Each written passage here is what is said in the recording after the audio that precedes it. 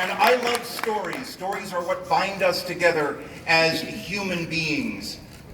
And yet, they are a conversation between the storyteller and the audience. Because the audience says those 3 words that a storyteller needs to hear. Tell me more. And Sagas of Sundry, that's what you were saying. You wanted to learn more about these wonderful characters, these mysteries.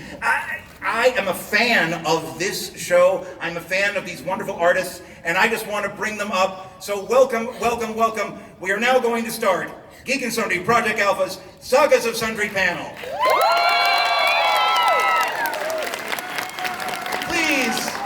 Please welcome to the stage.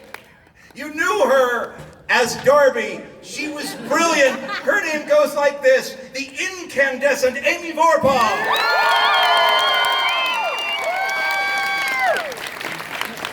Morgen!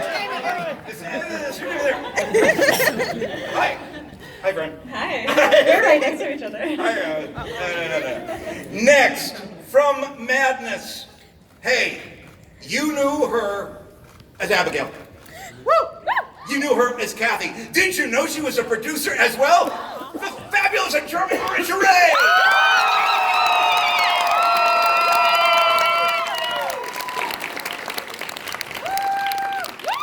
Next, please welcome to the stage from Dread. He was Tanner. He's brilliant. His name goes like this: Matthew Mercer.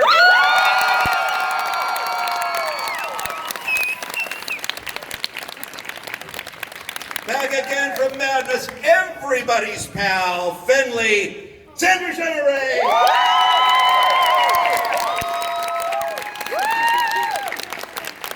From Dread, the mysterious, the intoxicating, Satine Phoenix.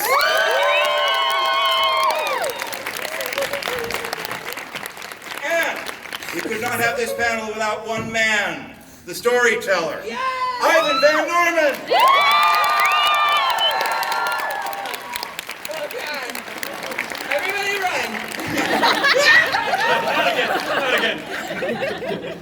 Crazy murderer just joined our panel. There is so much to talk about. I don't know where to start, so let's just jump to the middle part. The reception to this show, starting from Tabletop Day, from this small little event into now this wonderful phenomenon in which there's fan art that we got today. Thank you. There's cosplay. It is an intense reaction to this theatrical, immersive game. It is intense. Very much like the set seems a little intense. Ivan, did you ever think you pushed players too far? I think that's the point.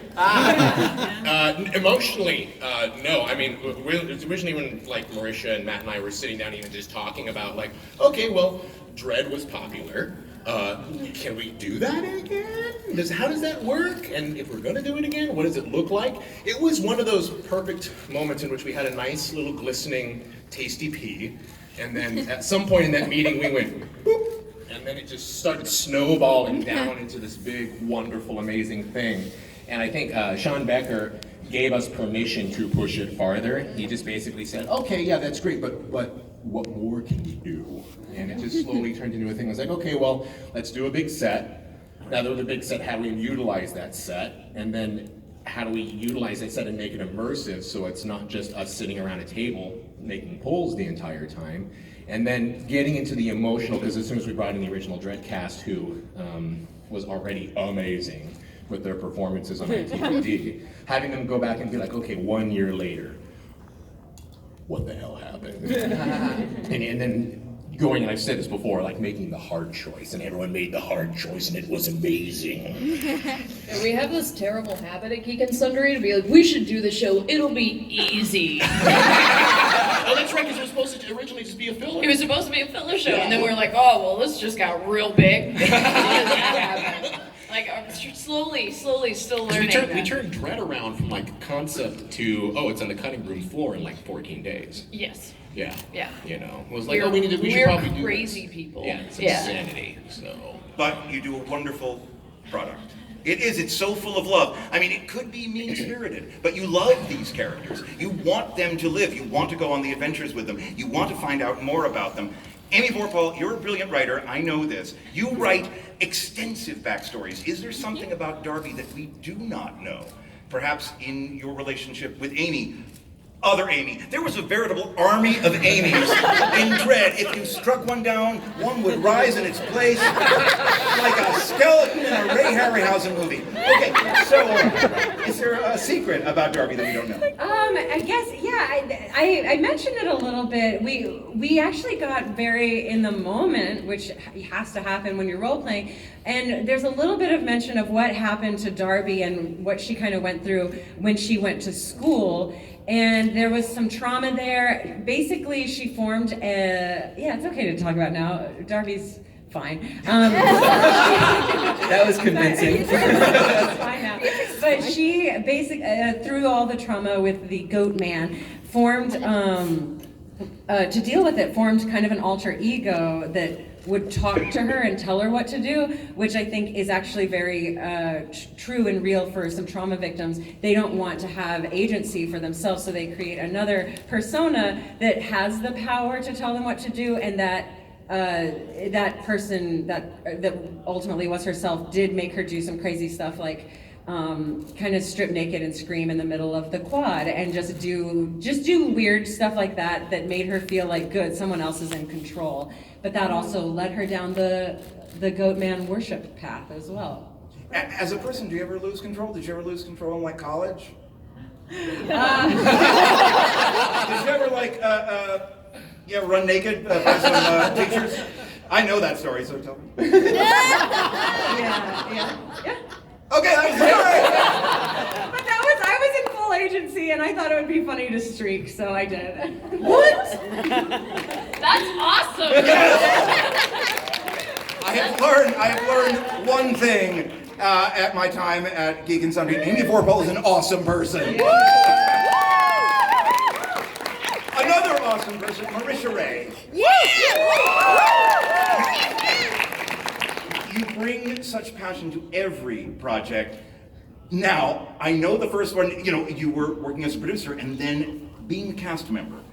Did you ever want to find out what the challenges were ahead of time? One of my favorite parts of Madness was, I'm an indoor kid. and yet you conquered that challenge. It was wonderful. As a producer, did you ever put that hat on while you were playing? No, I mean, and Ivan and I, we went back and forth because the H.P. Lovecraft universe is something that's like very important to me. So he definitely knows like ahead of time. I'm like, Ivan, we cannot mess this up. Ivan, what are you doing? Ivan, what am I hearing? This 90s shit. What is that? So we went back and forth a lot, but it was actually a very good learning lesson for me. Because I think inherently as creatives, you also have a lack of trust. And so it taught me to trust in my team. Then like we surrounded ourselves with very powerful, smart creatives for a reason. And to just trust that and to step away. It seemed like there was a lot of trust on the set because you were going through this experience together. And everyone, even though the first game was friends playing it, and the second one was more we're strangers becoming friends, some knew each other, there was always that basis of trust underneath. And I think that's what made everyone tune in. It was like, these people are really a unit. Yeah, good times. Good times. It's vital. Trust is like, especially when you're doing something as deeply emotional as what Sagas makes you go through. It's the same as if you're, in my mind, it's the same as if you're going into like those intense scenes when you're working on a feature film. Like the best feature films, the people don't just meet each other the day of the shoot. It's like there's a lot going in about trying to work in that agency. There's a lot of we call it, when we play role-playing games, the episode 0 or the prologue or the session 0, and and so that was especially in Madness. We thought about that. It's like okay, well, because a lot of the cast, a lot of them didn't even know each other. Like Jeremy had never met anybody in the crew before. Jeremy Walker Miss from Madness. you, Jeremy. So, who we love. Yeah. He's still alive, by the way. We have some, I believe that Erika Ishii is here. The lone survivor working the machine. But it's so vital, and it was one of the things, because if I've learned anything from doing horror RPGs, the most important thing is consent is the most important. Yeah. If you're going to do terrible things to your players, they need to know that terrible things are coming to them. And that's why you have us sign a waiver. Well, We have no power. Matthew Mercer. Thank you, Matthew Mercer! Matt Mercer, Xander Generate. On the face of it, it almost is like Tanner and Fenley occupied the same space. We occupied the same chair. There's now a conspiracy Oh, really? theory about chair 5. And I think people think they're the same kind of lovable spark. But are there secrets that we don't know about Tanner and Fenley? Let's see. They're in love. Confirmed. Hashtag save Fenley. Hey, Fenley. Hey, Fenley. Ghost couple.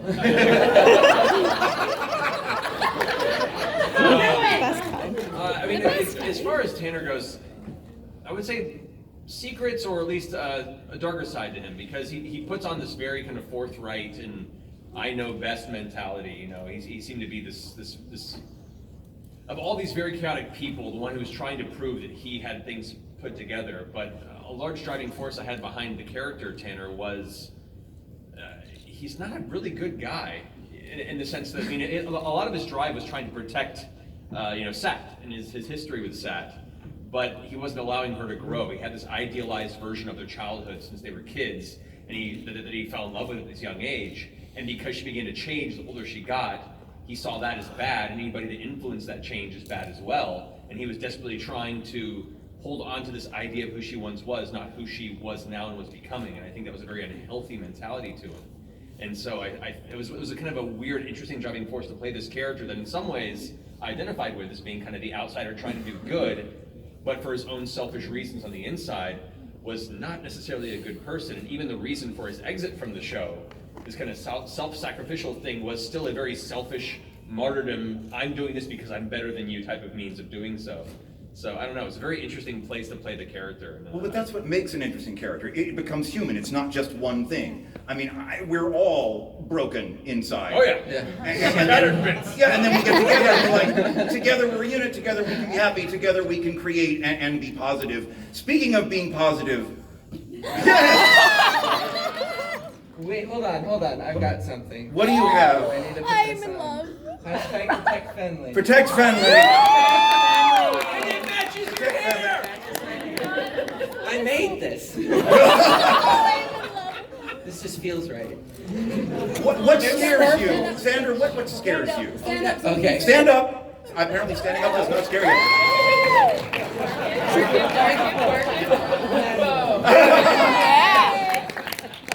What scares me? What scares you? I think failing scares me, but I think that might be a constant for a lot of people up here. Especially, I mean, it's scary, but it's also like a driving force, because we're all creating stuff and we're all willing to put ourselves out there and being, like, especially coming into Madness after the incredible thing that Dread was, it was like, are we as a cast going to be good enough to bring this up?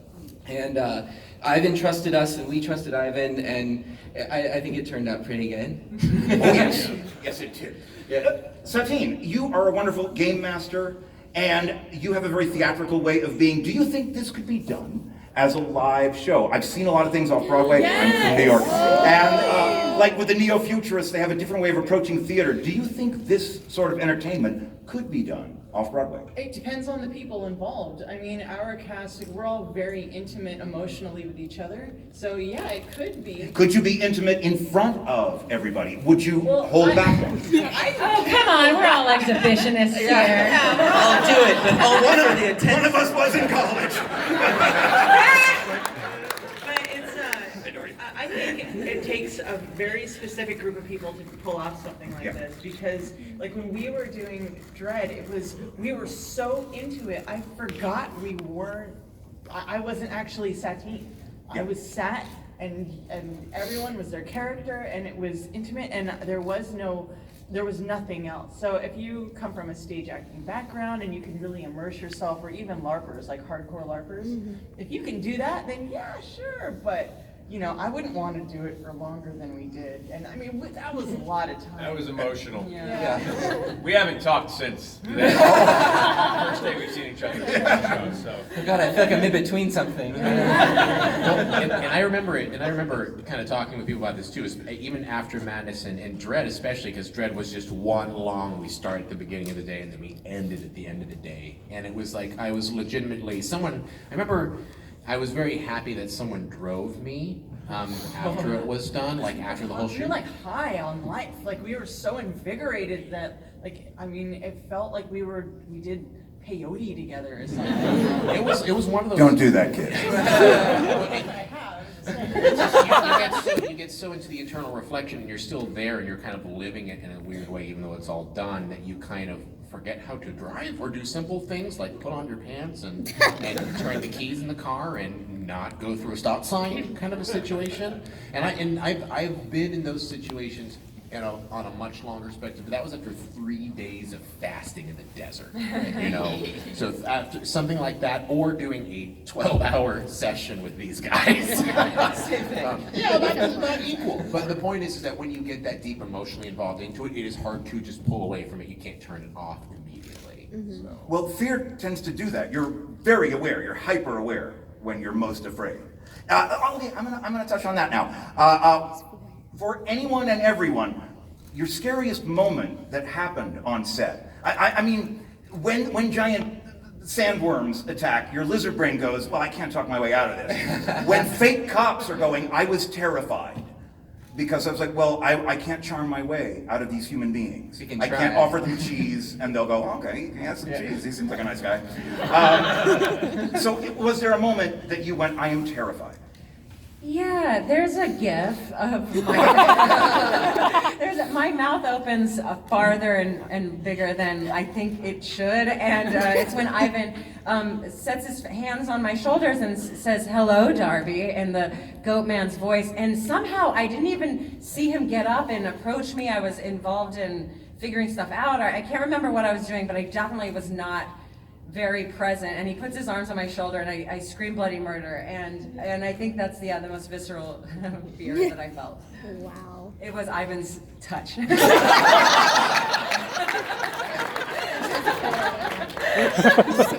I think it was the very end when we were scrambling to solve the puzzle that we could not solve and nothing was right. And I just, I was there on that, it was a mountaintop or something that we were on. And I was there, and then the fog, the black thing was coming in and everything was overwhelming. And that was real intense fear. And I was like, the whole world is going down because we cannot solve this. After being asked to be involved with Madness, going back and watching Dread, and seeing Amy Dallin, who's also here. Oh, you do? Yeah, seeing her reach into that bug box and then seeing the bugs and her pulling out, that's when I felt scared. I was like, what did I get myself into? They mean business. Because you as well were challenged with a bunch of soup or something. That's right. Hyperintelligent soup. Yeah, but there were no creepy crawlies in there. Thank God. I kept thinking there were going to be. I legit thought there were going to be piranhas. But is that scarier, the anticipation of what if I put my hand in here? He's taking notes. Watch what she's saying. Yes, the anticipation of maybe there are flesh-eating fish in here. Yeah, that was pretty nuts. Yeah, it's a valid point. Once Amy pulled that key out of that box filled with bugs, that was very early in. Yeah. All of us up to that point didn't know how far it was going to go, and as soon as that happened, that early in, it was that flashback of seeing Fear Factor earlier. In my adulthood, going, oh no, what's next? I think for me, just every pull is terrifying, and I think it's just because the stakes are so high, and when you have that, it's kind of the closest thing that kind of replicates real life for me, like this RPG, that it's the differences between one pull, one twitch, one little thing, and so each time, and we were getting into it. I remember, after our tower in Madness started getting pretty precarious, And I remember Liam like looking at Analyzing. it and analyzing Yeah. it like he was looking at Super Bowl footage. He's like, Liam gets he'd be like, mad there's a every little day. gap of air between this one, which is causing it to lean. So if we pull from this side, it might counterbalance out. Like there was math going into this because it was about Yeah. because it felt like life and death. What's crazy though is that he'll say stuff like that, and when it's your turn, you're just like, air, oh god, where was the leaning? But that was so great. You're all such wonderful performers. You committed. Well, and then he's there, his stupid voice is there, like, talking in your freaking ear and, like, telling you all the things that you should be nervous about and that you apparently are, in present tense, nervous about. Like, Darby, you're thinking about the bats that are flying and gonna hit you, and you're like, what? Shut up! Well, it was very cinematic. Was there a shot that you went, I'm so glad we got this, I did not think we would? There's so many. There was so many moments that I'm so happy that just Adam just managed to catch because he was there. It's almost, and hands off to Adam Lawson for basically, yes. Adam Lawson, the director of both. It was almost like he was in my head because he seemed to know exactly where I was going, who I was going to go after, and in a way where I was going to get it. Because most of the footage, even just these camera operators who were able to keep track of like Talison's shaking hand as he's attempting to get that pull, or like Liam just waiting for that moment before he just gravity hit you. But Darby's shoulder bit was great. I was so proud of the coverage that we got in Madness in the story room. That was the landlord's apartment. Oh, yeah. And then in particular, like that whole scene, I was so stupidly proud of all of you for just like throwing it down and just like vomiting all of these terrible things that happened as part of your backstory and like really allowing yourself to be vulnerable with your fellow tenants around it, and it just made it real. Yeah, like I remember, like exposition room. it was exposition. Yeah, but it was great because you all used the props in there in order to tell this wonderful story of what was happening. So I want to jump in about the shots because what's great about this show is that not only did I get to be in it, I'm also a fan of it, a fan of both Dread and Madness. And going back and watching it, I liken it, I guess I kind of call it, it's basically a music video set to Ivan's words because the shots, themselves are us, right? Like close-ups of us and emotion and character that you see a lot in music videos. And then the music is like Ivan's stupid voice. But that's how harmony and melody. Yes. But it wouldn't work the same if it was just, okay, pull from the tower in silence. No, yeah. It's that No, it wonderful wouldn't. underscoring of a crazy murderer going. Yes, there's a part of me that's like, all right, you did it right. But the other part of me is like, oh, fuck you. Hey kids, this now just became an adult panel. Would you play, for everybody, would you play again as the same character or a different character if the same character is no longer alive? Yes. I like mixing it up. I'd mix it up. Yeah. Well, what would you like to play as? What sort of character would you want to be in the next version? Oh, there's so many options. Name 7. First of Oh all. God, no, that's the wrong direction to go. Wrong direction. I don't know. I have like 30 potential D&D characters all the time, so yeah, I don't know. And a lot of them always kind of reflect where I am currently in my life. So it would depend. It would depend on where I was. Dwarf Bard. I was gonna say the same thing. Why would you call me that? Thank you. We had lunch the other day. I thought we were friends. Dwarf Bar. Also my rap name. You heard it here, folks. Yo, yiggity, yo. Thank you. One of the great things about being involved with this community, especially in Geek and Sundry, is that we kind of get a chance to play around in different worlds, like Star Trek or the zombie apocalypse or whatever. So we get to kind of play these different characters at different times. But I would definitely do Dread again, and of course I'd bring Finley back. He was my sweet boy. Well, he's being sucked into the ether, though. Shush. We're He's gonna talk fine. about He's cryogenically So frozen. was he sad? being sucked into the, or do you think he found contentment? Well, I think at the point that he was at that time, he wanted to make the sacrifice to save his friends because he hadn't had real friends before, and then it was the moment of I can't take this anymore, and so he says it out loud, and he gets that release and the relaxation. I guess it just would have been nice if it was cheese. Yeah, You know? yeah. If someone said, "Hey, family, do you know where the cheese is?" And he's Right. like, "It's over there." Ah, he helped. He knew where the cheese was. I mean, not to take over, but I feel like from all of you and from a lot of people, like I travel around and do Comic-Cons, the young LGBT people that have come up to me and said how much Fenley has meant to them is really special to me, coming as a gay man and playing a gay character. And so I think Fenley helped a lot, and yeah, it's just magic. Was it like day 6 in the ether that Fenley was like, all right, maybe I shouldn't have done that? Yeah. All right, Oh no. Your queer was definitely a nice break from this crazy Sure. queer. Yeah. And it's one of the things that I really liked about you just saying, I can't take it anymore, is that really gave me like a nugget in Right. which to then just kind of like, okay, what does this mean? What does it mean I can't take it anymore? Let's find out and let's dig in there. Were there any surprises that you didn't expect from the players, Ivan? Oh, God. One of the best part about jamming casts like this is that you're always surprised. Like, there's never a time in which I'm not constantly shocked and awed by what people are bringing to the table. When we were playing ITTT, I thought it was a bold choice to do the Amy and Amy. And I thought that was really fun. I really liked, I'll just say one for all of you, because you're all awesome.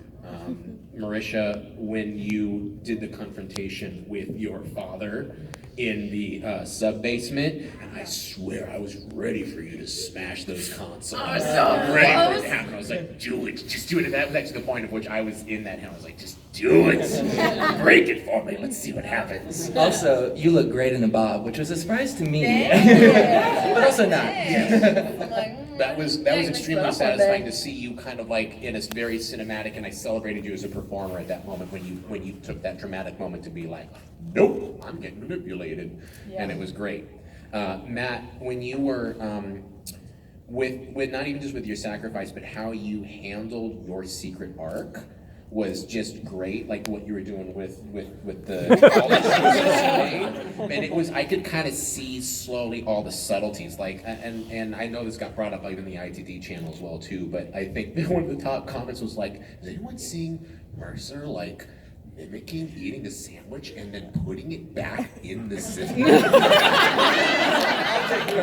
Today's work, man. Did anyone notice the level of detail? The sandwich back? That's base work, man. That's what it's called. That's the light. That's the circling the light from Who Framed Roger Rabbit. Hitting the lamp. That's the hitting the lamp. And then Xander, I always love how you managed to make all of your characters into not only a commentary about what you think is right and important in the world, but also just the fact that you managed to make a character that is interesting, but also has stakes. You know, it's so easy to take a positive character and have it just kind of be a two-dimensional thing, and you 100% made it a four-dimensional item. So even right now, Band-Aid in Real Life Frontier is so cool. What he's doing. He's such a sarcastic little butt. Yeah. And it's so good because it's such a different take from what you've done with some of your other characters. But it's still great. And then Sam, I was the most proud of you when you really early on when the whole building fell down. And only you and I knew that everything you owned was inside of that tent right there, and you decided to take that choice and run with it, and it kind of started everybody off pretty early. It was like, that was the first time when you were like, I have feelings about this, and I don't like them. and I said, yes, that's good. Don't feel those feelings and tell everyone how much you hate them for it, please. And it just got us off on there, and you basically, that was when the light went green and everyone went go. So yeah. Well, speaking of surprises, continuing that, Satine, did you surprise yourself at any time during the playing of this game? Yeah, like Ivan was like, so you want to go there? I'm like, yeah, I'll go there. But I think we were yelling at each other, like us actually yelling at each other. I don't really yell at my friends. I don't really confrontation at all, like ever, and it was really intense. We would yell and we get really heated, and then in between episodes, are you good? Are we good? Yeah, we'll check in. Like, I'm so sorry. It was just at the moment. You understand? Okay, thank you. That was really surprising. I didn't realize that we were going to go that far, and one of the biggest surprises was I built up this. I was going to yell at Taliesin. I was like, okay, all right, I'm gonna confront him and it's gonna be crazy. And he hugged me and I melted. And I was like, well, there's all, okay, but that's more real than us having a confrontation for confrontation. Yeah, you can't write this stuff, guys. I think what it came down to was that every single character had pain and they were looking for someone to blame it on. And in the end, the only person to blame for it is Ivan Van Norman.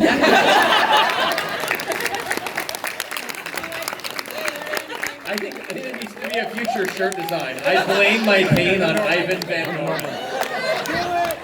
I'm on it. Hashtag blame Ivan. I love you, Ivan. I wouldn't. Are you like reverse dabbing? That was Atlas. That was the world on his back. Did this ever happen on the set? I was there with you, man. Speaking of space work. Was it always intense? Or were there moments of letting it loose? Or did you have to stay intense, even on breaks when you were filming, or maybe eating a sandwich or a space sandwich, or being sucked into space with a space sandwich? Was it always... Too soon. Too soon? You wore a freaking space suit. I did. You wore like the void of space on ONO. I know. T-shirt. You were like, I'm being clever. You're a fourth dimensional character who ended up in the fourth dimension. I actually think my favorite kind of on that point was Erika Ishii, because Yes. like in between, like we're assholes. So in between like shots, we'd be like, hey, you guys want to get some like brownies? Let's talk about fart. Yeah, blah, blah, blah, blah. And then like you turn around and Erika would have her headphones in and she's listening to her Selena playlist, and we'd turn around and she'd be doing push-ups and we're like, oh shit, she is shaming us right now in terms of like actors. I've never done a push-up Like in my life. and she was like full in it, immersed, and we were just like, so-and-so's donuts. Speaking of that, before we get to questions, and we are going to get to questions, a song from a playlist for Darby. Yeah, we did have Eleanor Rigby by the Beatles. Marish? Well, my opening one was Mad World. Donnie Darko's soundtrack, which I think just fits the whole thing. Yeah, it's not bad. Matthew? Oh man, off the top of my head. Oh man, come back to me. There, it's Okay. And I'm going to skip Xander because I know we'll hurt his feelings. Sap?